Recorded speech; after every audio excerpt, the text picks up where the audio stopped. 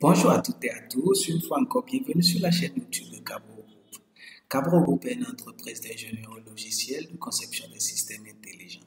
Aujourd'hui, nous nous retrouvons pour la suite de la vidéo précédente. Si vous ne l'avez pas suivi, n'hésitez pas à cliquer juste en haut là, au niveau de la description, pour suivre cette vidéo. Nous avons démarré en fait une série de vidéos sur le système d'impression utilisant bien sûr Qt, le C++.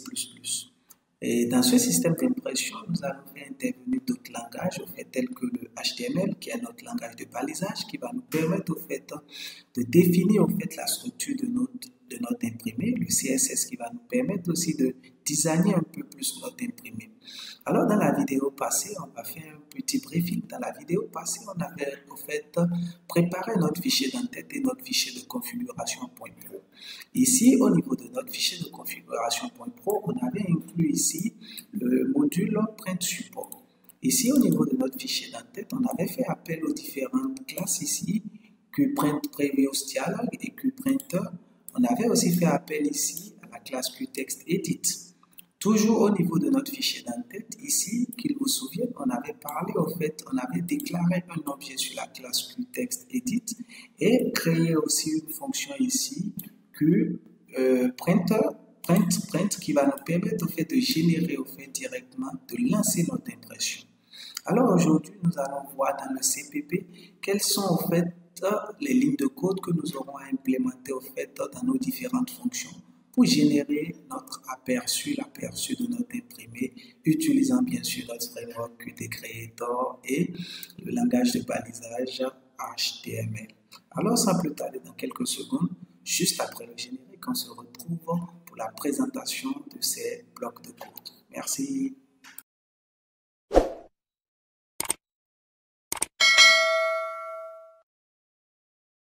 Donc, nous allons nous rendre alors dans notre CPP ici. Donc, on se rend dans notre CPP. On suppose d'abord, je vais créer ici juste au niveau de notre interface. On va créer un bouton. Donc, le bouton, je nomme le bouton imprimer comme cela.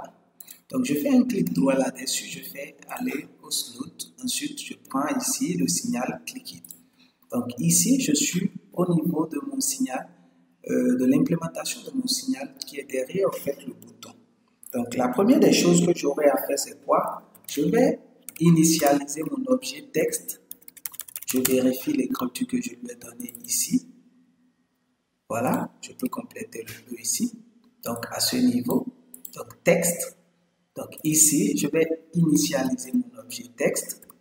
Comme ça, à ça. Je fais new QTextEdit.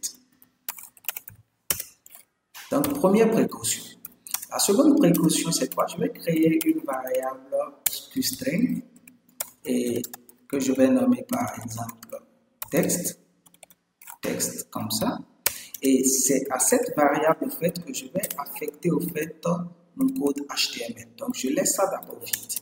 Puisqu'on a dit, on va faire cette vidéo en plusieurs vidéos. Donc, je laisse d'abord texte vide, comme ça. Donc, à la suite, qu'est-ce que je vais faire? Je vais créer un objet sur la classe QPrinter que je peux nommer par exemple imprimer, comme ça. D'accord? Et sur cet objet, je vais définir l'orientation au fait de mon imprimé. Il y a plusieurs propriétés au fait qu'on peut définir telles que le type de support et autres, et j'en passe. Donc, moi, je vais définir l'orientation de mon imprimé. Donc, cette orientation, comme ça, j'appelle Qt et je fais portrait. Vous pouvez définir ici l'orientation paysage, portrait et autres. QPrinter, j'appelle QPrinter de moi ici. QPrinter, donc portrait, comme ça. D'accord? Donc là, déjà, comme on l'a dit ici, la première des choses, on définit ici, on initialise l'objet qu'on avait créé dans notre point H ici. Dans la vidéo précédente, on avait créé un objet ici, texte. D'accord? On initialise cet objet ici. Ensuite, on crée une variable nommée texte sans E de type QString. Ici, sur la variable texte, d'accord, on lui donne juste un contenu vide pour le moment. Et c'est dans ce contenu vide, en fait, qu'on va mettre tout notre code HTML qui va permettre de structurer, en fait, notre imprimé. Ensuite, on crée ici, à ce niveau, un objet sur la classe QPrinter. Et à cet objet, on définit, en fait, une orientation portrait. On pouvait utiliser paysage, landcasters. Donc, ici, on définit une orientation en portrait. Donc, notre imprimé va apparaître, en fait, en portrait et non en paysage. Alors, la seconde chose à faire, c'est quoi? C'est de créer, en fait, on va appeler notre fonction connect. On va appeler notre fonction connect. Et à notre fonction connect, tout d'abord, avant d'appeler même la fonction connect, d'accord, on va créer notre prévisualisation. Donc, l'objet qui va garder notre prévisualisation sera, en fait, défini sur la classe printPreviews_dialog. Donc, je peux nommer cet objet dialogue comme ça, d'accord? Et à cet objet, qu'est-ce que je fais? Je mets en référence ici mon imprimé et je définis l'objet courant sur lequel il doit être. L'objet courant sur lequel il doit être, c'est sur mon imprimé actuel. Donc, à cet objet, maintenant, je vais associer ma fonction connect à cet objet. Donc, ici, je mets toujours en référence dialogue. Le signal sur lequel il doit réagir, c'est quoi? Et printRequest. Sur quel objet courant? Sur mon objet courant actuel du moins. Et le slot sur lequel il doit réagir, c'est ce slot qu'on avait défini, qu'il vous souvienne, dans le point H.